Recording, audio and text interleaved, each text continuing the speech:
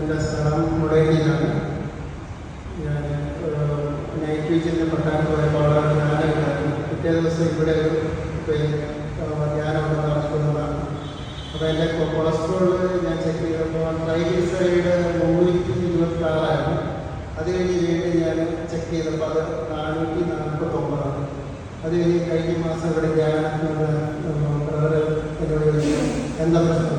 ഞാൻ ഇങ്ങനെ കൊളസ്ട്രോൾ കൂടുതലാണ്, ഈ പോയി ചെക്ക് ചെയ്യാൻ പറഞ്ഞു. അത് 187 ദിവസങ്ങളാണ്.